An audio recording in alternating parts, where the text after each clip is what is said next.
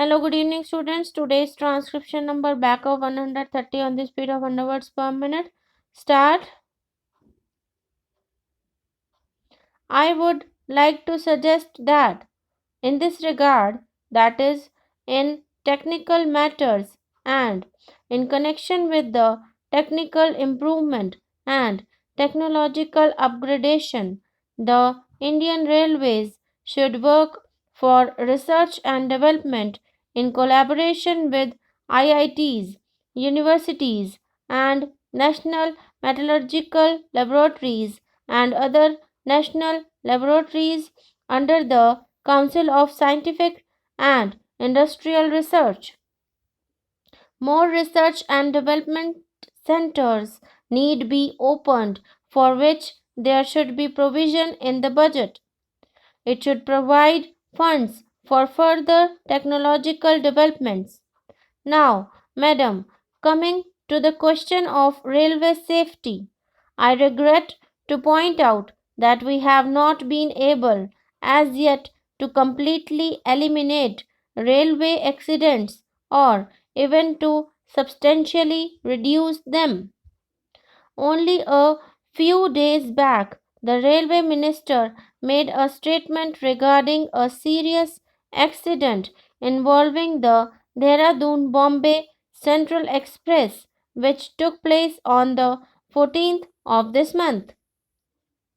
To my mind, the possibilities of rail accidents can be substantially brought down by an all round vigilance of the operations staff and by enhancing operational efficiency.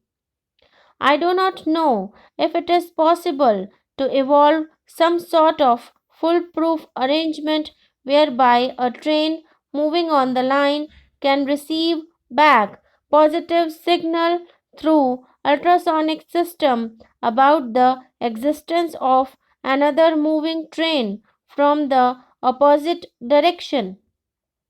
Such ultrasonic systems are used by navigators in order to protect their ships against accidents with iceberg.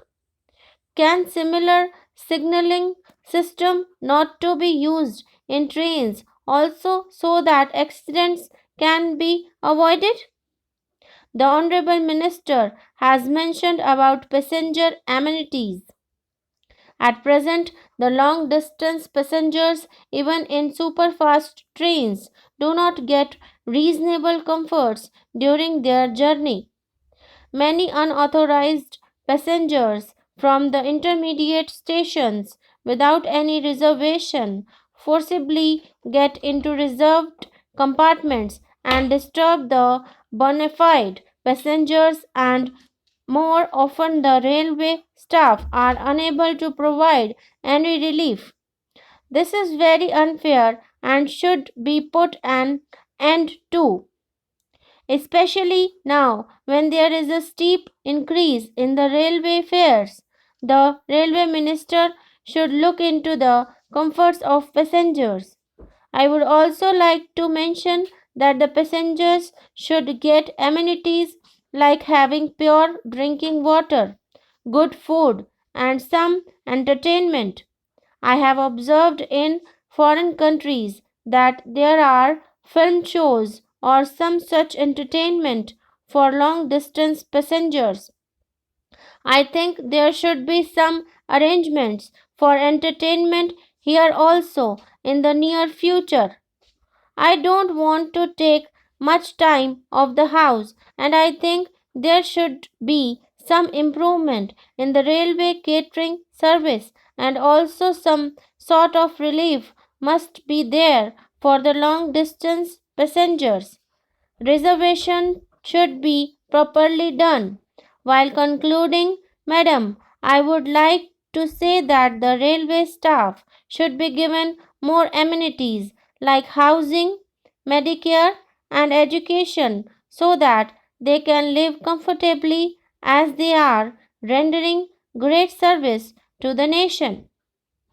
With these words, madam, I conclude, and I thank you once again for giving me an opportunity to speak on this matter.